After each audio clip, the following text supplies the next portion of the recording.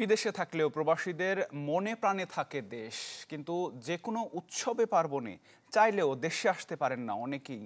তবুও ঈদ উল ফিতরকে সামনে রেখে পরিবারের আনন্দ রঙিন করতে দেশে ফিরছেন প্রবাসীরা।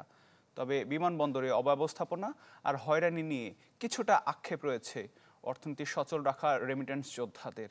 সম্রাট হোসেনের রিপোর্ট। আমি আর ম্যাগি, স্বাদ ও ভালোবাসার দারুণ জুটি ফ্রম নেসলে। ঈদ ঘিরে কত স্বপ্নের রোদ এই রানওয়ের পুরোটা জুড়ে ছড়িয়ে পড়ে তা কজন জানতে পারেন। বিচ্ছেদের তীব্র বেদনা শেষে যে সুতীব্র আনন্দ তা কজন বুঝতে পারেন। কেউ ফিরেছেন বহু বছর পর, কেউ সন্তানকে কোলে নিলেন প্রথমবারের মতো। একজন প্রবাসীর সেই উচ্ছ্বাস তাই শুধু বুঝতে পারেন দীর্ঘ প্রতীক্ষারত স্বজনরাই।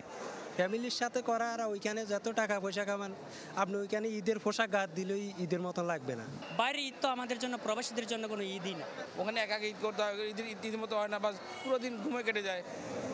সাময়িক ফিরে আসার এই আনন্দযাত্রা বিভিন্ন দেশ থেকে লাগেজ ভর্তি করে প্রিয়জনের জন্য যত উপহার, তার সবই শ্রম আর ঘামে কেনা। বিমানবন্দরের অব্যবস্থাপনায় সেই আনন্দটুকুও উবে যেতে সময় কি লাগে খুব বেশি? আমার চোখে কোনো পরিবর্তন নেই ভাই, সত্যি কথা। 2 ঘন্টা আগে আসছে, লাগেজ আসতে দেরি হয়েছে। কেটে কি করছে দেখেন, সব কাইটা ফেলাইছে। এরপরে বলতেছে আপনি কেন এতগুলো নিয়ে আসছেন, এতগুলো তো আপনার আনার ইয়া নেই, আপনি কেন 3টা লাগেজ আনছেন? আমি তো লাগেজ আনছি অ্যাক্সেস পে কইরা। ইন্ডিয়ার লোক ধরেন একটা বিমানের টিকিট কার্ডের কথা আপ ডাউন 25 থেকে 30,000, আমাদের কার্ডটা হয়েছে আমি নিজে কাটলাম 85,000 টাকা। তো তাইলে ওরা বছর বছর কিভাবে আসবে? বিশ্বের 176টি দেশে 1.5 কোটি বাংলাদেশির বসবাস, যারা মার্চে পাঠিয়েছেন ইতিহাসের সর্বোচ্চ রেমিটেন্স। প্রশ্ন তাই, সেই প্রবাসীরাই নির্বিঘ্নে দেশে ফিরতে পারবেন কবে? সম্রাট হোসেন, চ্যানেল 24, ঢাকা।